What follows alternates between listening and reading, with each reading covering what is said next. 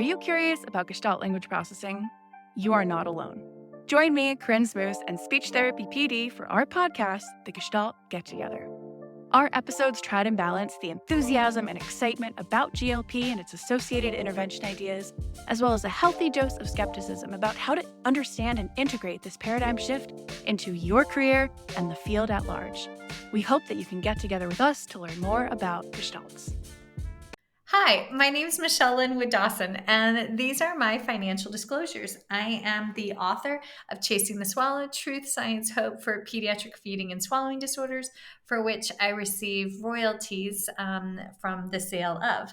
I receive compensation from speechtherapypd.com for CEUs associated with the book, for this podcast, First Bite, as well as for numerous other presentations. I received compensation from PESI for one course that I have with them. I receive an annual salary from Wolf Speech Therapy Plus LLC, as well as in my capacity as adjunct professor at North Carolina Central University. And I receive profits from the sales of First Bite Boutique sweatshirts and t-shirts that Erin and I design. My non-financial disclosures. I am topic chair for the Pediatric Feeding and Swallowing Disorders for ASHA for the 2024-2023 convention.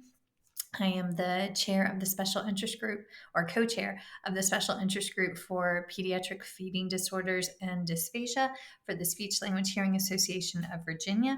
I am a convention committee member for the Speech Language Hearing Association of Virginia. I am a member of the Speech Language Hearing Association of Virginia.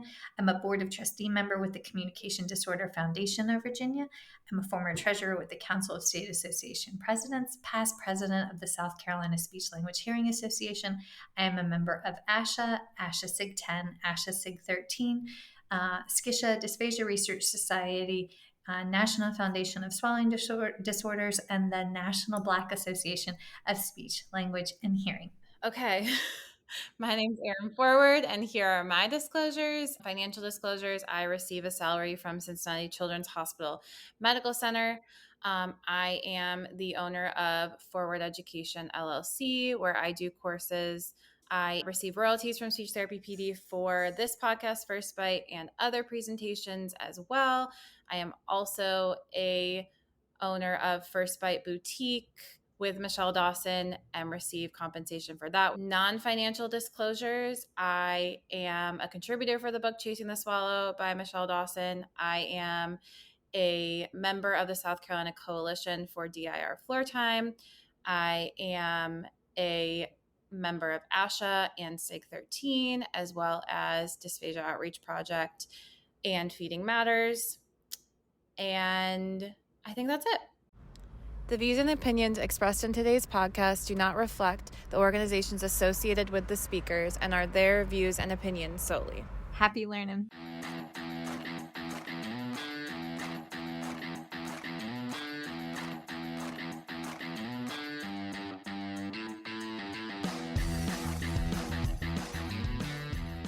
Hi, folks, and welcome to First Bite, Fed, Fun, and Functional, a speech therapy podcast sponsored by SpeechTherapyPD.com.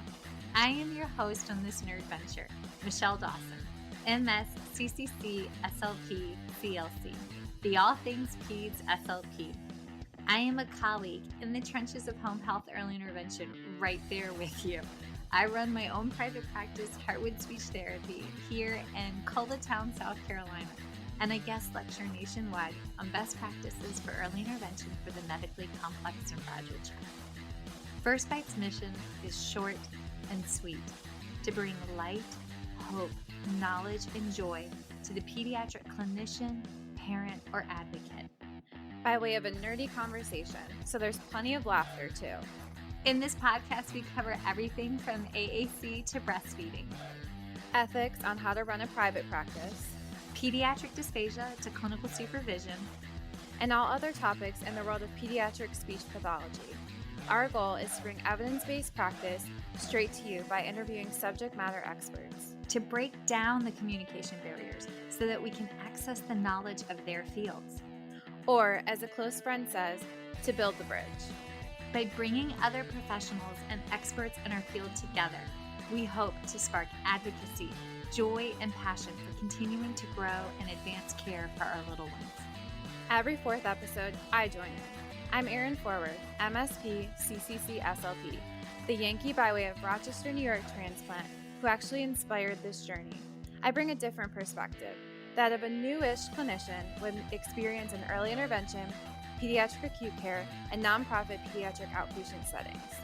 So sit back, relax, and watch out for all our squirrels and enjoy this geeky gig brought to you by SpeechTherapyPD.com.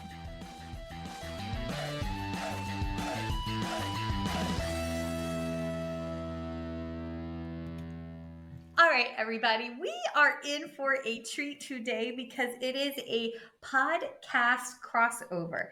Erin and I have the honor of hosting none other than Carolyn Dolby, who is honestly boots on the ground, shaking things up across the country to put pediatric feeding and swallowing disorders, actual eval and intervention in the scope of practice of speech language pathologists working in the public schools. And y'all may know her from Speech Therapy PD because she is the host of School of Speech.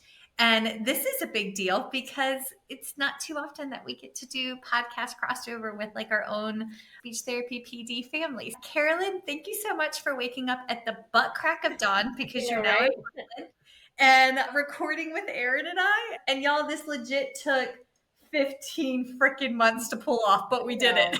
I know. Also, my move across country probably added to it. I'm so excited to be here. I spent a lot of my time in Texas, and they are well set up with their feeding and swallowing support there in Houston. But now I've moved to Portland, Oregon, and I am whipping Portland Public Schools into shape, and that has been super fun. And here I am.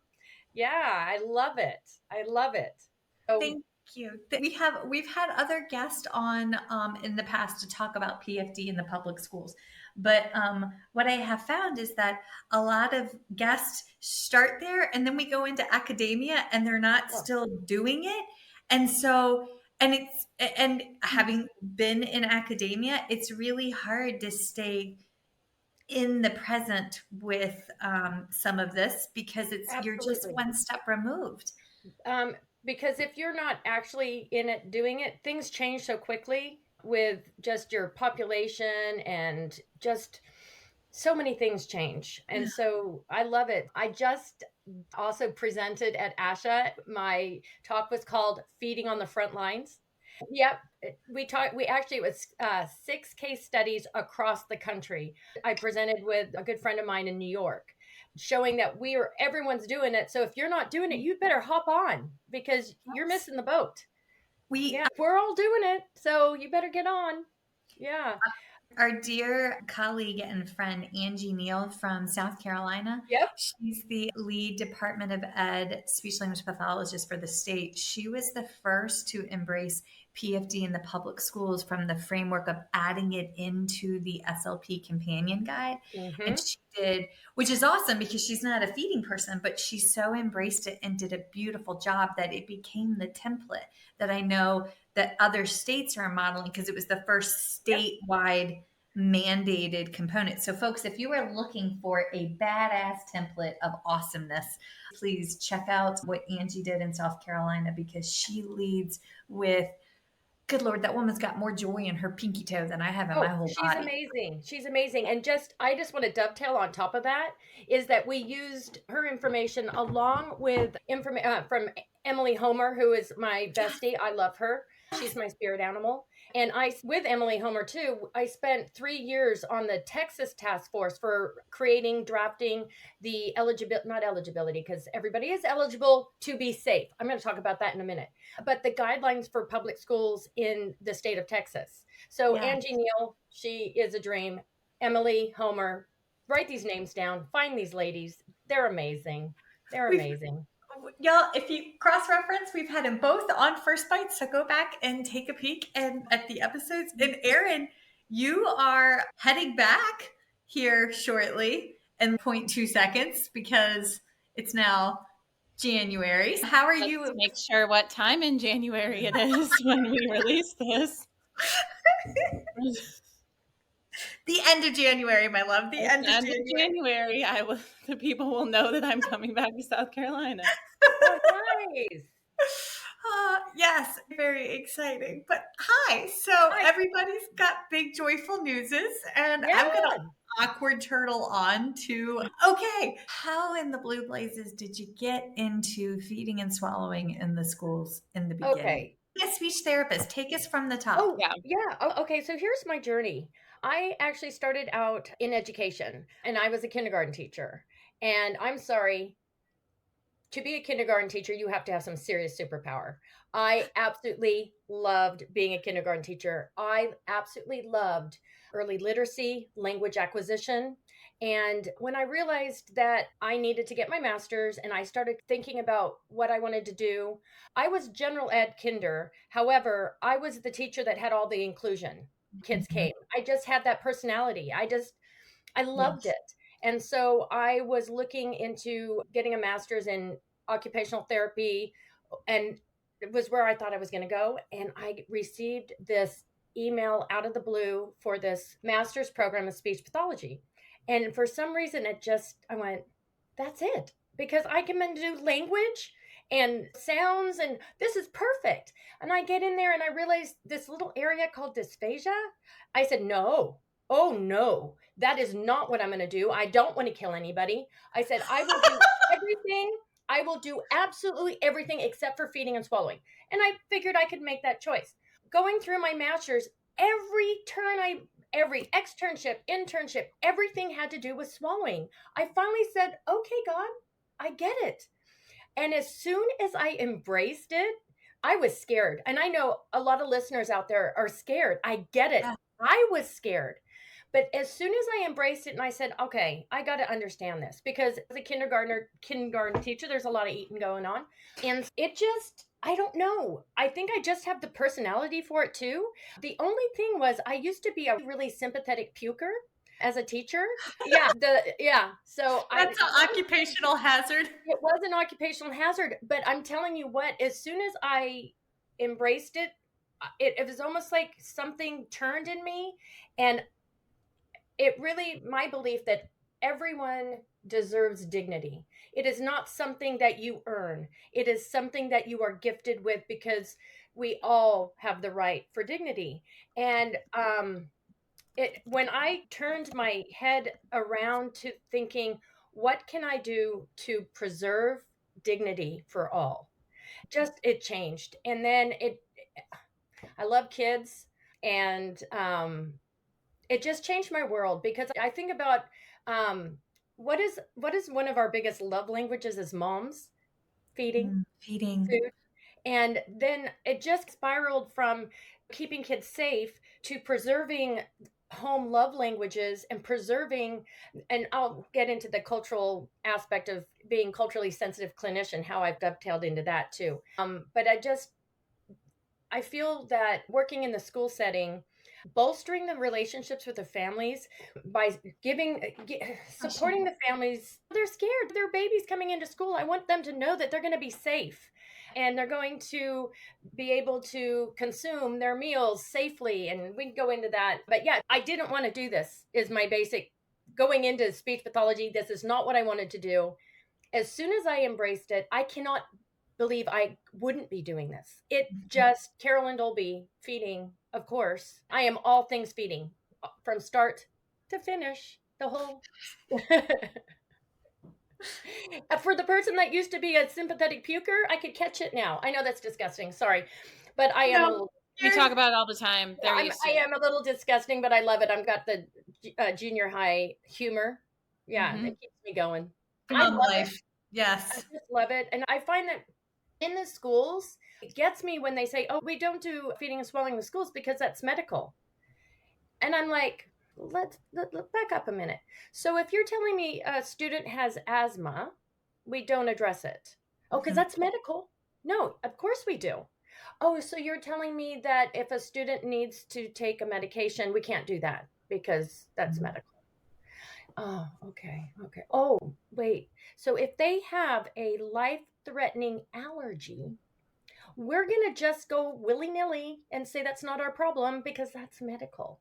And when I start opening it up to that, people are like, of course we are. I'm saying, so then if a child can't eat what is on the menu, which they have the right to do, you're telling me that no, you're going to go ahead and say, sorry, choke on that hot dog versus modifying that hot dog if they need to.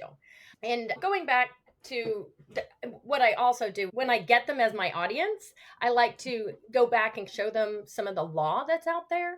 There's two critical laws that went all the way up to the Supreme Court back in and I think 99. Don't quote me on that, but I think way back then, people, that and what those two laws set in place was this: the only exclusion, I don't know how to say this right. The only things, okay, I'm going to do it in layman's terms. The only thing school districts don't have to do when it comes to medical are those medical procedures that can only be done by a licensed, board licensed physician. Everything else, if it can be done by mom, it can be done by the school nurse. If things can be done by a CNA, a home nurse, it can be done in the schools. So basically, no, we're not going to do an appendicitis. We're not going to do surgery. But are we going to address a student that has a bloody nose? Yeah, we sure are. Are we going to catheterize? Yes, we sure are. You know, catheterization can be done in home. It can be done in the schools. Are we going to access their feeding system? 100%. So the law is there. So federal litigation set the standard.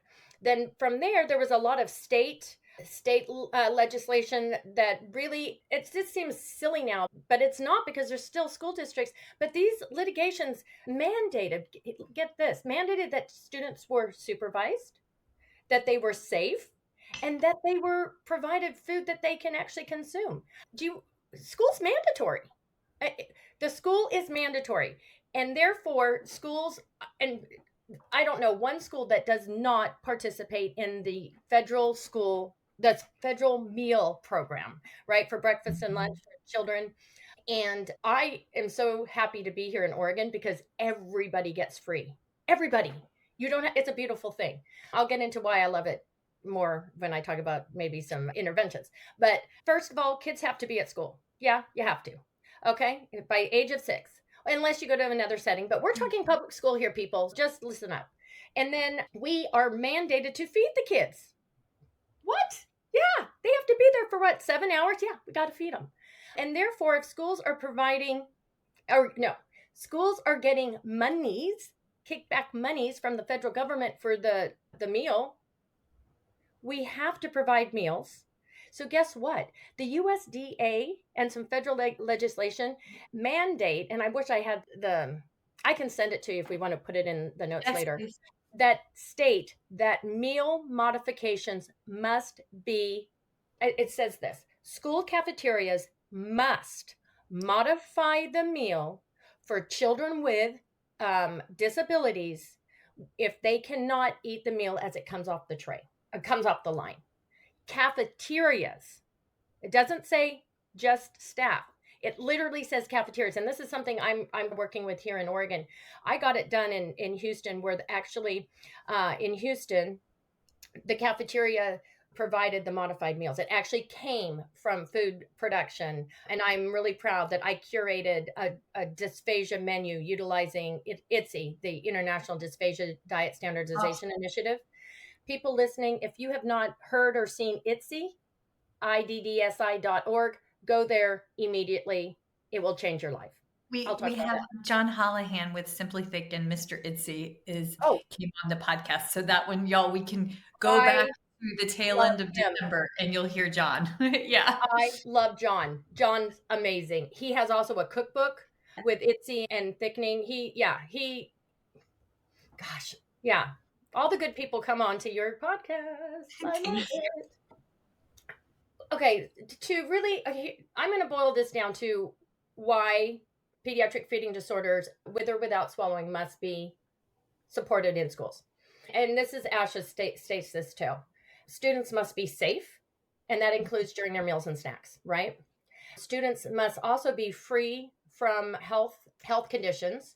And I'm going to back up on that one because IDEA, the Individuals with Disabilities Education Act, okay, in the paperwork, it might not actually use the word dysphagia. I know. But what they do indicate is that all health related services must be provided by schools, and if not provided, could cause harm in the way of aspiration pneumonia, choking, which would then keep the student out of school, denying them FAPE, free and appropriate public education. Mm-hmm. So, ladies and gentlemen, if we are not providing safe meals and snacks, we are denying the provision of FAPE. I don't know how to be more clear how that we need to do this. It hurts my heart when because I consult around the nation with different school districts, and I find out they just tell the parent that the parent has to supply the food. Not fair.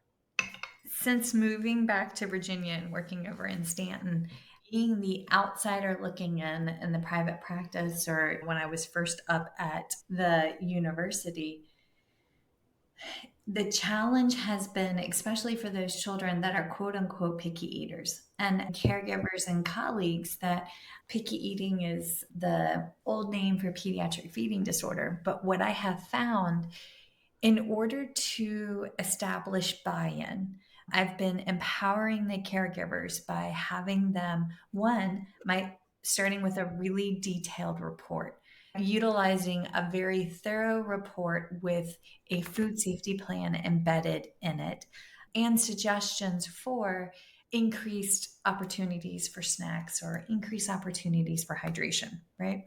And giving that to the families for them to go and advocate for themselves. But also, when we're scheduling those IEP meetings to discuss this, y'all, I have empowered the caregivers. I've printed out journal articles and sent them copies of the journal articles with stuff highlighted, or said, all right, now you are equipped. But taking the time out of my schedule on this side, which is difficult because I'm in a clinic seeing patients all day long, but scheduling IEP meetings where we sit and have an opportunity to break down the barriers for the child accessing their curriculum because they're not thoroughly nourished. I have one little guy that for the first several weeks of school, he literally was not eating or drinking from the moment he got there until he got home because of his anxiety around mealtime. Mm-hmm. I took the steps, wrote a really detailed report. Behind the scenes, we were running all of the doctor's visits. He got diagnosed with severe obstructive sleep apnea. He was obligatory mouth breathing, the whole 9 yards. Puppy's aerodigestive tract is shot. So we need surgery. Why were we abstaining from advanced viscosities of ITSE 7, ITSE 6? It's because we don't feel safe. No medical condition, no known learning disability. It is purely pediatric feeding disorder with a outlier medical domain that had yet to be understood at the time of the initial eval with me. Now we understand it. So surgery is scheduled. But having that ability to empower the caregivers to educate for themselves, having the support within my clinic to advocate. And it's not, yes, sometimes there's a little turf war, but what I have found is here in this little rural mountain community, if we just give a bit of education and go at it with love and compassion, these principals, the school-based clinicians, we're meeting in the middle. And it's all right, what steps do we need to take?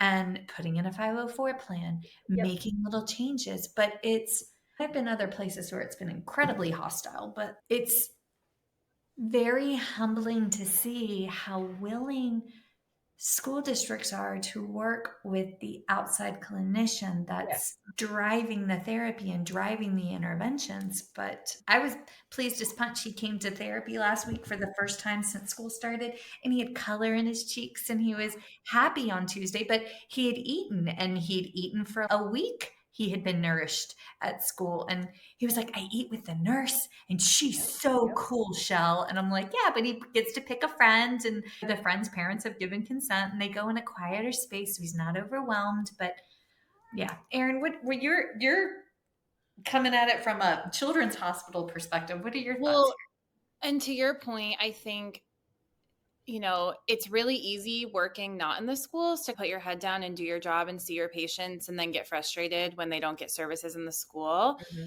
But we do have a bit of a responsibility. I feel extra responsibility because I have access to the entire medical team.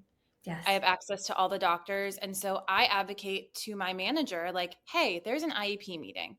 I need to be present at this IEP meeting. And this is why I need to be present to advocate for this child. And I have great management, so they are really supportive of that. But I'm one of the few that does that. And you'll love this, Carolyn. I have a patient who I see at dialysis clinic, mm-hmm.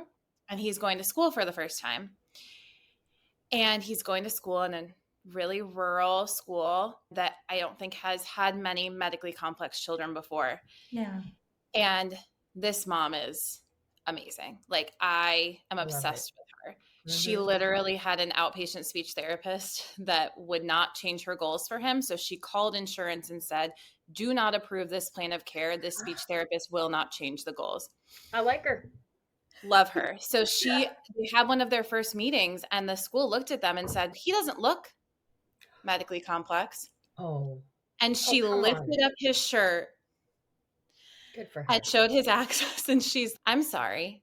And she walked into that school, found the principal and found higher up people and said, I need you to come to this meeting. Mm-hmm. And she said, I need you to be a part of this meeting to support my kid.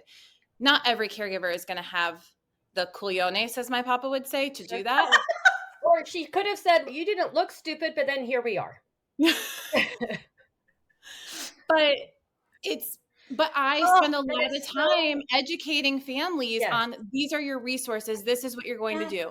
It's nothing against the school, but a lot of school districts aren't going to sit there and say, these are all the things that we could provide for your child. Oh, no. You're going to have to ask for them. So it's part of your job as the therapist, and connect with that speech therapist at school, maybe, like you said, terrified.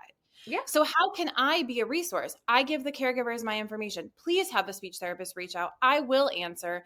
I will talk with them. I want to be a support for them because I have resources that they don't. And we have to give each other grace and do what's best for our patient, and not just put our blinders up and say, I'm doing this in my session and you figure it out. That's not what we signed up for as speech therapists. And I know it's hard and I know it's challenging, but advocate with your management of why this is a important, skilled time that we should be using to support our patients.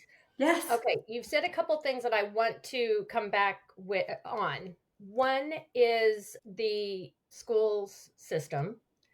It is a system. Okay. Yes. It is. I'm going to say two things. It's going to sound like I'm contradicting myself, but I need to be realistic. One, schools are different than clinics. Okay. What we can do in schools we can do anything. What we have to do in schools is different. And we do need to look at that because because of course what I do is, yes, I'm doing all of this, but this is how I get my in with the district. Okay. Is that school districts, clinics and private can provide services that benefit the student. Okay. They can qualify, if you will. I hate that term. School districts don't do what would benefit, so to speak. They only do what is required. And that is a distinction that we have to look at. And it is frustrating, but there is a way to spin to make it required. So there's just a way you have to say things. For example, we get this question a lot.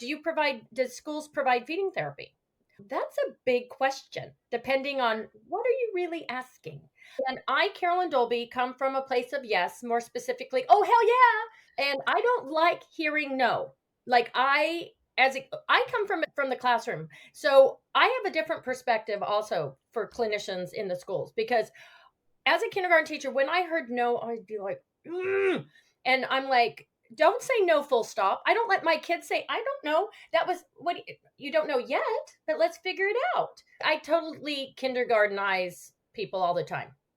So here's my answer. Okay. Also, the world would be a better place if everybody went back to kindergarten and learned the bare bone basics of humanity, like sharing and take care of one another. But yes, neither here nor there. I'm a little upset about last week still. So. Oh, I understand. Everything you do learn in kindergarten, and some people really needed to repeat it. Yes. But unfortunately, kindergarten is not a mandatory, right? And that's why a lot of people missed it. So I do think that kindergarten should become mandatory, and that would fix a lot of things. But let me go back to what I say when they say, do schools provide feeding therapy? Because technically, no. All right, and I don't want to hear no. And if I'm a parent, that's fighting words, and that means we're going to have a problem. So I say yes.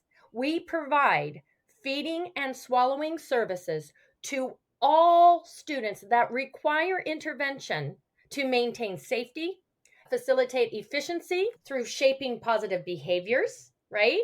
Improving swallow function while fostering socialization. Mm-hmm. So we can fit most kids in there. Do we, in the schools, can we expand a diet? Not like we can in a clinic, because unfortunately school cafeterias, we ain't Burger King. You can't have it your way. We don't have access to all these foods. We don't have access to microwaves and freezers and things like that. And we don't have food handler. Not that you don't need a food handler. No, somebody actually asked me that, and no. Everyone listening in the schools, you do not need a food handler's permit to provide modifications and accommodations to a student's food. Someone actually asked me that, and I'm not shaming them. But anyway, no, you don't. I know I get sassy when I start talking, so sometimes things come out. We do too. It's okay. We do too. And a school is not really the environment that I would expect a child to expand their diet anyways. I work with so many autistic and neurodivergent children that just... Oh, go ahead, but I'm going to say however. Yes. I think that it very much could be in the right environment with the right person facilitating, because of that socialization and that community that can happen. But especially starting out in school, it can be challenging for a lot of those kids even to take their safe foods in a new environment. Right. We've got to get them on their safe foods first. However, I'm going to bring it back to kindergarten. Mm-hmm. In the fall, one of our topics was apples. I brought in apples, green apples, red apples, yellow apples, multicolored apples. We graphed them, we counted them, we cut them, we smelled them, we licked them. I brought in my crock pot. We cooked them. I had a juicer. We juiced them. So what are we going to do with a student that has food aversion and is freaking out? Now, if we don't address, they are now not participating in their curriculum. It is now an educational impact reason. Educationally relevant for the student to have some intervention in there, some supports in order to participate. Maybe they need to have a gloved hand. Maybe they need to sit back, and maybe the juice needs to be covered, but they can be interacting with it. Maybe they need to make sure that the teacher says, don't worry. You don't have to lick it. Do you want to smell it? Do you want to touch it? Do you want your friend to touch it and smell it and lick it while you watch them? There's a lot. We need kindergarten teachers that can really adjust and meet their kid where they are and provide. But we need people like us in the schools need. Okay. This is what I say, that what do I mean by when someone says, what are the services that you need to do? This is what I say. We need to have specialized clinicians providing student-centered feeding and swallowing interventions supported by well-trained staff following standardized procedures. I know that's a mouthful, but I wrote that up to just really, this is what I base everything I talk about. And then I break it down. What do I mean by specialized clinicians? Not all SLPs specialize in voice, Nope. right? Nope, No. no, thank you. Okay. See our friend Kelly Caldwell. Now, but here's the difference. You guys are lucky. You can say, I'm sorry. I'm going to refer you to someone else. Mm-hmm. Those of us that work in the school district, I listened to a great speaker, and I wish I could say his name, so I'm stealing it from him, and I wish I could give him credit. But he talks about an ice cream store, and he was delivered blueberries one day, and the blueberries were tarnished, and they were mushy, and they were just overripe. And he said, "Nope, I'm sorry, I'm not accepting those. I want perfect blueberries for my ice cream." At schools, in our we are presented all blueberries. We cannot say, "Nope, that's not a perfect blueberry. Bye." No, Mm-hmm. we have to support all blueberries, no matter how they come. And Mm-hmm. so that's the same with the school speech pathologist. We don't get to pick and choose what the students come on our caseload. So I get it when I get mad when they say, "Oh, you're just a school speech pathologist." Here, ladybug. A school-based speech pathologist is a master of all. Oh, And for sure. if we're not, we need to get mastery, because we can't send the blueberry away. We have to shine that blueberry up and make it beautiful and put a bow on it. And we do. And how we do that is by mentoring and reaching out to those people like you and collaborating and saying, "Listen, I have not had a kiddo with pediatric feeding disorder yet. Please tell me what I need to do." And then you said you've got that beautiful evaluation that you've shared with your plan of care. Then what I want that school-based speech pathologist to do is take a look at it, do an inventory in their district, who else is there that can also support you, because your plan of care is fantastic. However, it most likely needs to be tweaked slightly for the setting, because we can't do everything. We need to look, what can we do with our setting in our system? We work within a system, and that is what we have to do. And so we can't do everything, but we can do what we need to do in order to preserve a free and appropriate public education. And that does include meals, and not only just lunch and snack, but also academic activities as well. Food is part of a lot of curriculums, and so it really is educationally relevant. And one thing that okay, so when we do that first part, specialized clinicians, it would be great if every clinician was specialized in every single aspect of speech pathology. That can't happen. I know that, like, when I needed some ideas about literacy, I would go to Julie Barber Bristol. There's shout out to my friend Julie. She does literacy like nobody else. If I needed R, I went to Debbie Bourgeois. I knew which speech paths I would go to, and we need to use our people. And what I love that maybe you guys don't have if you work independently or just you're the only SLP, when you're in a school district, we are collaborative by nature. We are inherently collaborative. Not only do we have other SLPs, we have OTs, we have PTs, we have nurses, we have psychs. We do have people to reach out to. And I love that about being in the schools. So school districts must have at least, and if you don't, then that's when they need to contract out. It's not whether or not they should, it's that they have to. This isn't should you? No, you need to. This isn't just, "Oh, this is just a little extra something we do for you guys." No, this is mandated by IDEA, and it's followed up by our codes of ethics, not only us through ASHA, OTs through their system, nurses, and your cafeterias with the USDA and regulations. I don't know how we can make it any clearer to anybody, for everybody. Okay. So we've got your clinician. So what do I mean by student-centered feeding and swallowing interventions?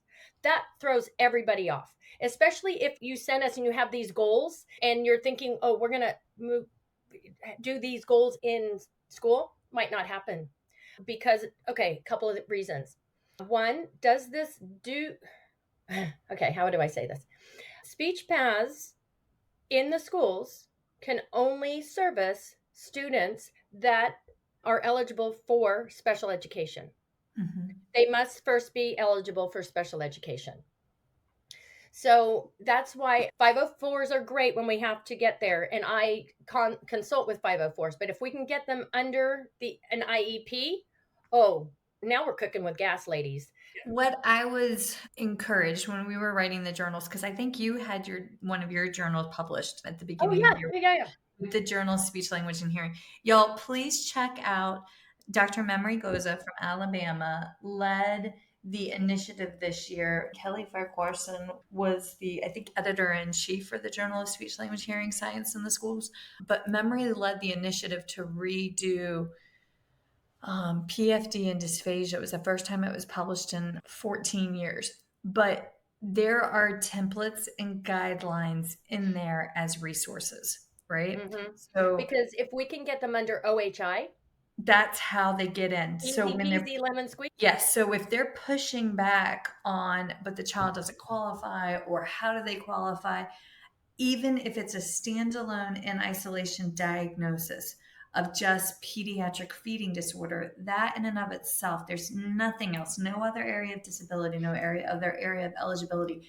PFD qualifies as OHI. And Absolutely. Say it louder for those in the back that didn't hear. PFD and qualifies under OHI. yes. And if you get called in on the cases, and we all have, where the referral comes for a PFD, but what you're actually seeing is ARFID, avoidant restrictive food intake disorder, which falls under the DSM-5 catalog, but can be supported through the psychosocial domain of PFD. That too can qualify under OHI. Mm-hmm. So what we're saying is, if you get the pushback for a no, you have the tools at hand that are free and accessible for free, as long as you log into your ASHA page, that you can print directly from there and then advocate. Yes, just wanted to clarify. Yeah, thank you. Yeah, all those articles that came out in April, just this last April, is, Anais and I, we co-authored the Culturally Responsive Clinician Providing Pediatric Feeding Disorder Services in the School Setting. And so lovely. Anais, she's lovely. Oh, isn't she just? I love her. Yeah, I've been blessed of who I've connected with doing what I do. I am so blessed. But going back to those students feeding and swallowing student-centered, I begin with their safe eating plan. Okay? Yes. Their safe eating plan is the first intervention. Okay? Those are written to maintain safety and efficiency for meal times, right? Now, those of us in the schools, we understand FAPE. We also understand part of the provision of FAPE is LRE, least restrictive environment, okay? This is where it comes into play. And this is where I get pushback sometimes, but when they listen and they finally hear it, they get it. All right. So we've just established a gorgeous feeding and swallowing plan, utilizing your information from your report, right? Mm-hmm. Then we've gone in and done our own, because of course we can accept your report, but a lot of times we like to add a little school flair to it. So we've done our own. Then we have created a plan of care, which is their safe eating plan. Okay. That's fine. Great. You've done it and it's in the IEP, but it's actually dead in the water if we don't train staff on it. It's these little pieces. Hold on. Yeah. But this to me is where we have collaboration with your state associations. So folks, if you're listening, your state association can partner with various school districts, like maybe like your state association can reach out to the lead speech pathologist for the state. I know when we were working, when Angie was leading the charge back in South Carolina, SCCC, sounds like a scat, and I am aware that it sounds like a scat, but I digress. SCCC worked to host free in-services. So they had a fall workshop on it that was free for all of our membership. We had, I presented. Yes, you did. Yes, we did. I did a free 3-hour seminar at the annual convention on it, but it was like a crash course on just how to do an eval. So look, isn't it Fred Rogers that says, look for the helpers? Yes. Look for your helpers. And it's your state association that can be your helpers. So here in Virginia, if you are listening, Ed Bice, the one and only Ed, who has his bow tie, and he's dapper and I adore him. And he is also a white mini schnauzer daddy. Not too many people have white mini schnauzers, but there's dog passed out in the background, but she still lives. But Ed and I set up the Dysphagia PFD special interest group for Shaw for Virginia, and we host monthly or bi-monthly free CEUs. And this is something that we can target. Not that it's a goal for 2025, but these are things that there are helpers and there are resources available. So if you're in the schools and you want to learn more and how do we get training that's cost effective, high quality, learn the great strategies, reach out to your state association. And vice versa. If you're on your state association, that's where we can be the helpers and we can lead with compassion and grace. And all of us know a body who knows a body to pull people in to build this. So yes, sorry, I was very excited. No, I love it. No, it's like that 6 degrees of separation. Ma'am. It's even closer. It's even more close knit when we're in schools too. And I love it. Go to your service centers. Every service centers, each region in a state belongs to an educational service center that provides support. And I think that's a less used resource. And if they know what schools need support in, say feeding, swallowing, pediatric feeding disorders, then they will start providing free CEUs too.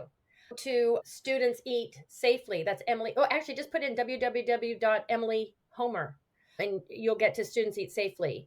In Oregon, if you look up Echo Ties, there's a lot of free CEUs on that.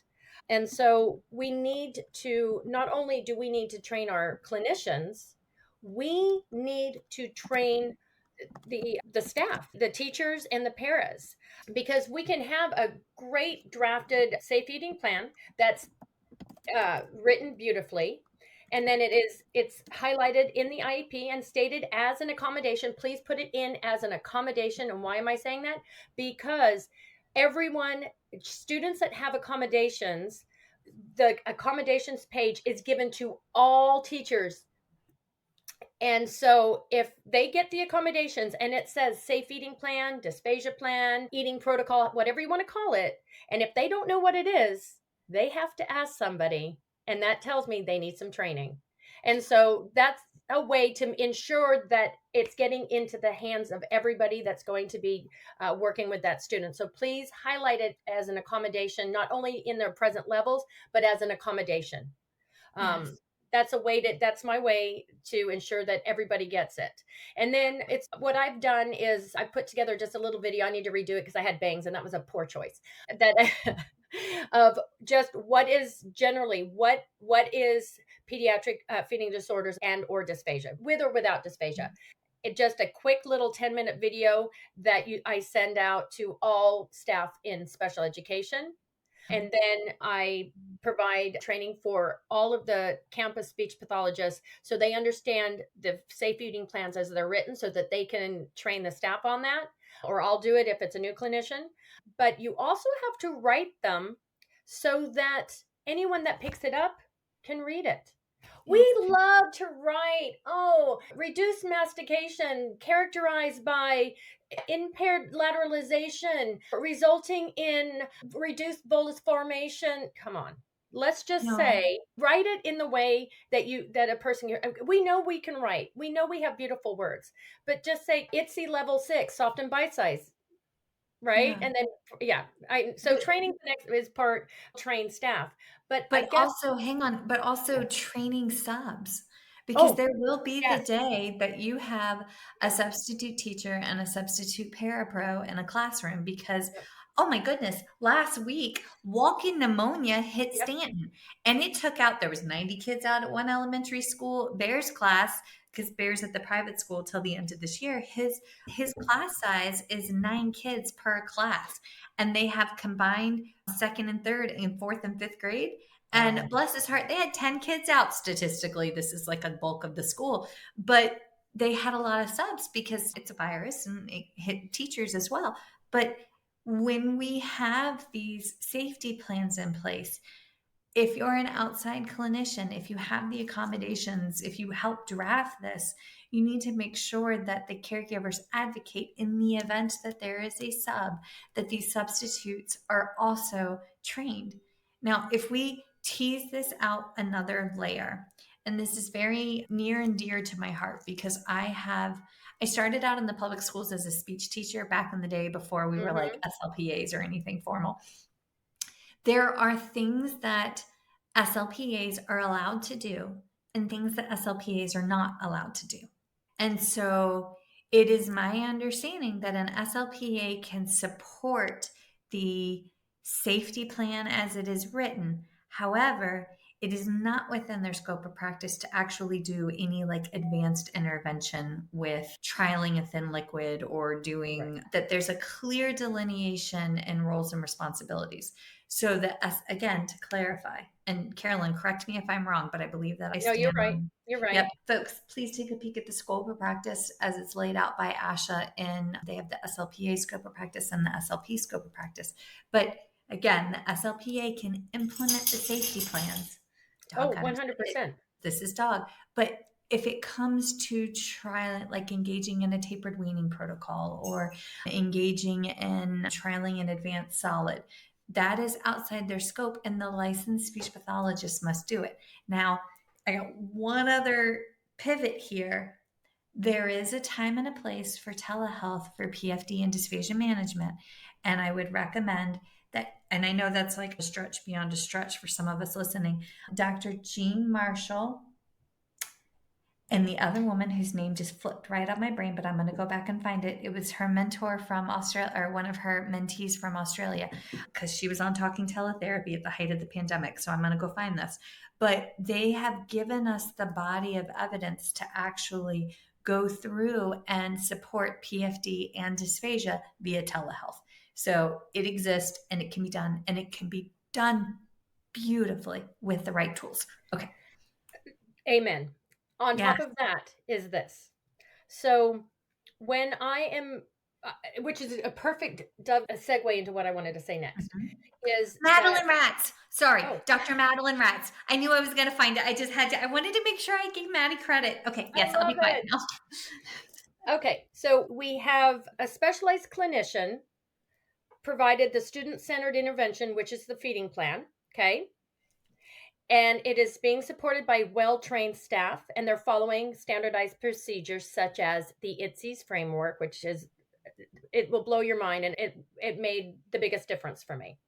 Okay, now, like I said before, IDEA mandates FAPE, free and appropriate public education, and part of that free and appropriate public education is in the least restrictive environment. Now, these initial safe feeding protocols, plans, whatever you want to call them, are designed to maintain safety and facilitate efficiency, meaning so that the child can get through their meal in a timely manner with their peers with the least restrictive environment. Now, if we do not look at their plan with forward thinking on how are we going to get them off this plan, then we are leaving them in the more restrictive environment. Hence the need for more direct intervention. Yes. So your feeding plan is your indirect intervention, and it's child-centered. You are not, okay, people, listen up. This is what I've seen, and I don't like it. I see that people are just giving every student that needs a plan one-on-one supervision. Okay, you think that's gold star? No, and it's not realistic. It's not natural. Not everybody needs one-on-one intervention. Sometimes they just need a diet modification, and then they're set for success. Yes. Yeah. And that's one of the reasons, that is one reason that I think some districts have had some kickback, because the clinician that is writing them is putting one-on-one supervision on all kids that need a feeding plan. And that is denying their civil right of least restrictive environment, being able to socialize with their peers. I know I get passionate on this, but dignity is not something you earn. Dignity is what you deserve.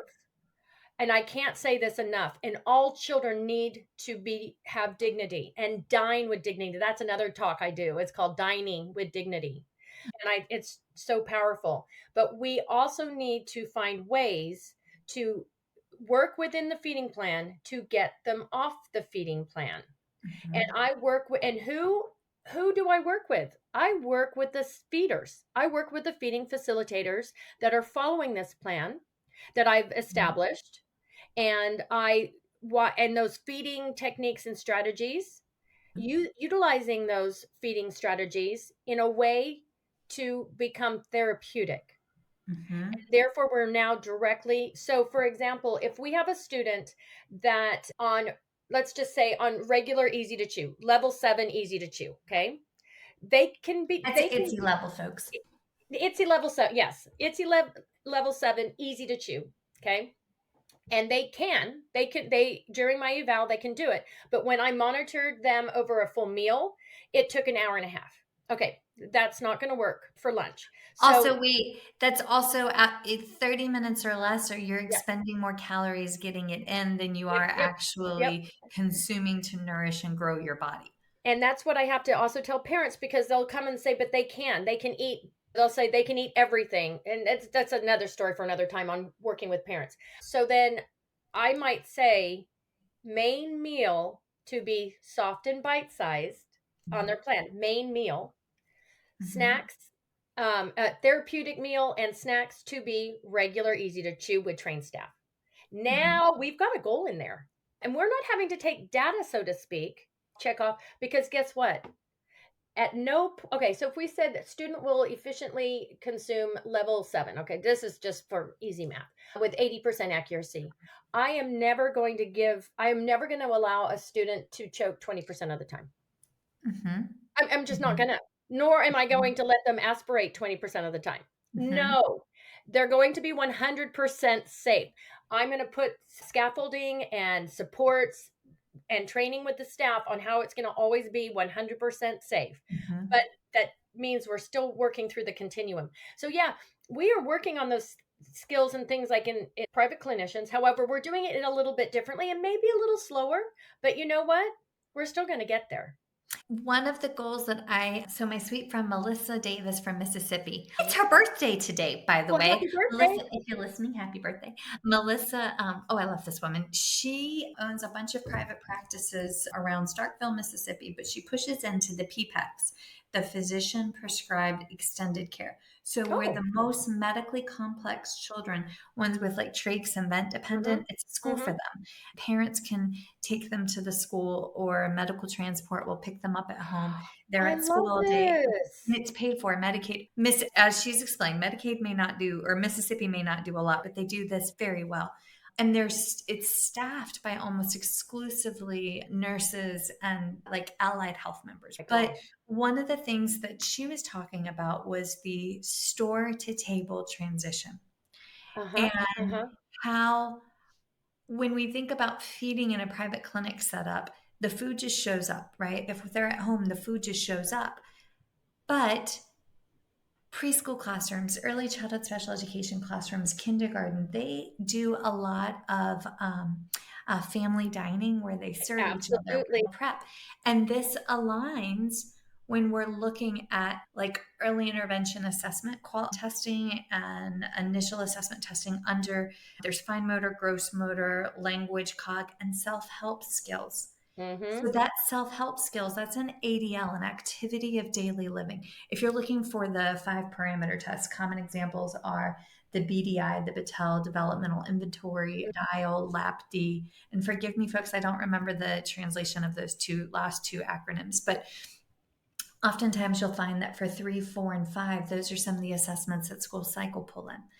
But when we're writing goals, after having this lovely conversation with Melissa at the Mississippi State Hearing Association conference. It was Okay. after hours. We were drinking dirty martinis at the Oh, pool. I love it. Oh, next time invite me. Yes, very much. But we were sitting out back and having this conversation on goal writing and how some of our goals can be to engage in that store to table, that meal prep, and that overlaps with that's a measurable goal that little person will serve a peer or a little person will help in food prep. And yeah, you got to quantify it, but that's OT, that's self-help Yes. skill. This is not just the speech pathologist No, domain. I was going to come around and I Yes. want to jump on that too, is speech pathologists have to recognize, and I think that sometimes we get a little elitist, Yes. so let's step back a minute.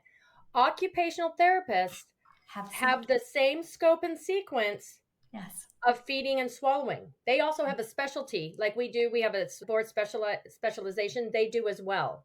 And OTRs, depending on their skill set and competencies. There's a difference between a COTA, the Certified Occupational Therapist Absolutely. Assistant, Yes. like Again, the same. RSLPAs. OTR is occupational therapist registered and licensed. So OTR/L. Yeah. Yes. And R/Ls are like pathologists. Yes. Like Yes, us. ma'am. And we need to utilize them as well. And the districts need to do an inventory, not only of their SLPs, but of their OTs as well. Let's widen that pool. Let's see who else we have in there. We need to use everything at our fingertips. And a lot of times OTs are traveling to other schools and they're used to that. Let's get them. Let's use them efficiently. And let's use what we have before we start spending more money. Let's use our money wisely. Let's use our people. Let's utilize our people and have them all working at the top of their license and not monitoring lunch or recess duty. That blows my mind. That should never even be a consideration. You would never, I don't know. Okay. I don't want to get into that because I'm sorry. That's one of my things I'm going to get into another time. But I do really want to talk about the importance that I think what I'm hearing as I'm going to different districts around the country is and I've established my 8 building blocks in establishing a culturally and linguistic responsive, safe feeding and swallowing plan. I have 8 building blocks with that. But then you can't stop there because we've got to work them off of it. Just because they need one now, we were able to wean a child off the breast to the bottle, right? We needed that. Mom needed to go to work. Okay. So we weaned from the breast, we weaned them to the bottle. We're not done there. Do we want the 15-year-old to be drinking a bottle at 15? No. If they I'm going to say if that's right. And all children, if they come to school and they are bottle fed, don't you dare say we don't accept children that drink from a bottle. Yes, we absolutely do. We accept their current feeding and drinking systems. If that's bottle, it's bottle.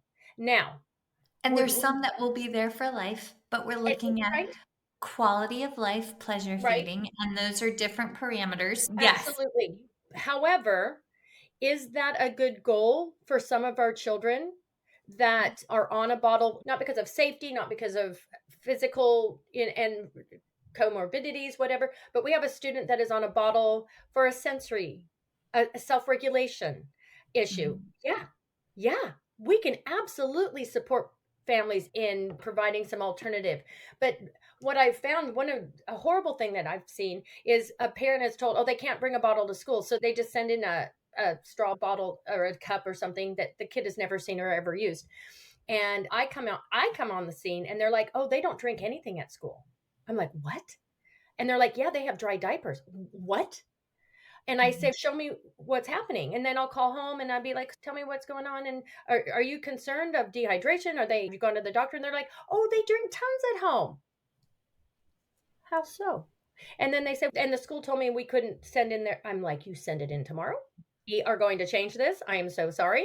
I think there was just a misunderstanding. Something was lost in translation on our part. And I always take the responsibility and I always apologize because I come from like the district level. And so I want everybody at this, I cover their behinds.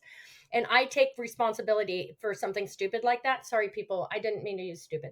Ignorant. When you say you cannot send in a bottle, I will take responsibility and say, I am so sorry. I think I might have overgeneralized something when I did a training.